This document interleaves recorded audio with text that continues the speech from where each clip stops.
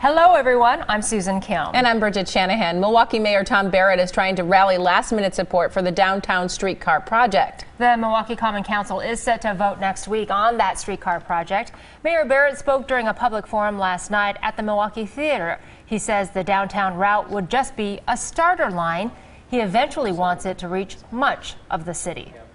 Some disappointing news for members of the South Shore YMCA. The facility in Cudahy will close at the end of the month. The organization has been trying to find a buyer for months, but nobody came forward. Cudahy's mayor said that they did what they could to try to keep it open. Members can go to another location, but some say they are not sure what they will do. A new security measure coming to Facebook. Users will now get Amber Alerts in their feed. The social media site is partnering with the National Center for Missing and Exploited Children to send out the alerts. Those alerts will only go to a targeted area and will contain a photo and a link so you can share it with friends. Not on the roster, but still a pseudo part of the team, Aaron Rodgers' girlfriend, talking about what it takes to be a good fan. Actress Olivia Munn was on Late Night with Seth Meyers, and here's what she had to say about being a Packers fan. You go to all the games in Green Bay. I go to all of the every home game. I am there, and when there's an away game, that's when I leave to go do my work. Gotcha. And so what kind of fan are you, especially with the rooting interest of having your boyfriend play? Well, I think I'm a good fan. Okay, that's good. I'm there and I'm screaming a lot, and I think it's really important to scream because my acupuncturist told me that energy follows thought. That was a very Hollywood sentence for you guys. Energy follows thought. All right, well, Munn did not say, though, if she will be traveling to Seattle to root on Rodgers against the Seahawks. How very zen of her. Miller Coors is trying out something new. The company's making gluten-free beer called Coors Peak. It will be the company's first brew made without gluten. The beer will be made here in Milwaukee, but tested in Portland and Seattle.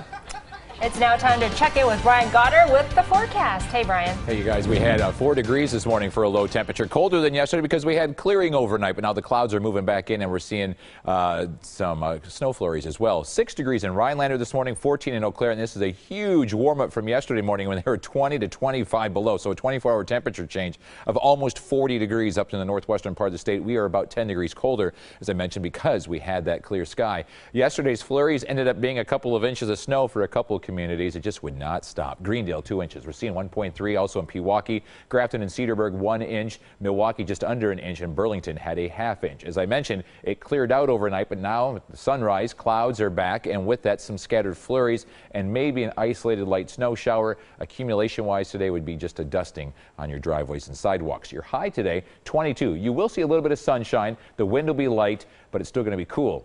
This is it, though. 15 degrees tonight. That is your low temperature. Wind chills remain above 0. That's going to be comfortable in the morning, especially at the bus stop. By afternoon, 31 degrees. It does get a little breezy, though, out of the southwest. That's what's helping us warm up, but it'll feel a little bit cooler than that 31. With the wind chill. High pressure around the area, so we're going to see a mixture of sun and clouds today. Also a few flurries, a little bit of clearing overnight tonight, and not as cold. We'll see more sunshine for Thursday, and a warm front getting closer to us just in time for the weekend. That'll bump those temperatures back into the 30s, maybe even a 40-degree reading. If you're heading out west, it'll be mild for the Packers weekend, but it's going to be rainy as well. Just a few isolated showers for Friday at 50 degrees, 51 on Saturday, rain likely, and now rain is likely during the game on Sunday at 52 degrees. And it will be windy as well. Waukesha Jamboree developing or starting up here on Friday throughout the weekend. You couldn't ask for nicer weather. Saturday, almost 40 degrees after how cold it has been the past couple of winters. Sunday, 31, a bit breezy, and just a few flurries. But for today, we're looking at temperatures right around 22 degrees. Still running about 7 to 8 degrees below normal. Mostly cloudy. Some peaks of sunshine and some flurries. Wind chills will be near 10 with that light southwesterly wind. As I mentioned, that southwest wind helps keep us warmer tonight. We will stay right around 15 degrees. Wind chills stay above 0. That'll be nice. And because of the warmer start, it's a warmer day for tomorrow. Your 7-day forecast shows 22 on Wednesday for today, 31 for Thursday. Here comes the warm-up. 32 for Friday. For Saturday, we're looking at 40 degrees. Yes, I've gone for 40. Yes, they're going to be the warmest we've been in almost 4 weeks. 30 and some flurries behind a cold front on Sunday, 26 on Monday, and no one will care that we're back to normal on Monday because we'll all be so excited about the big Packers victory. So you're going out right now and predicting a Packers victory over Seattle. I would like to think so, yes. Yes. All right, thanks very much, and thank you for joining us. for this news and weather update.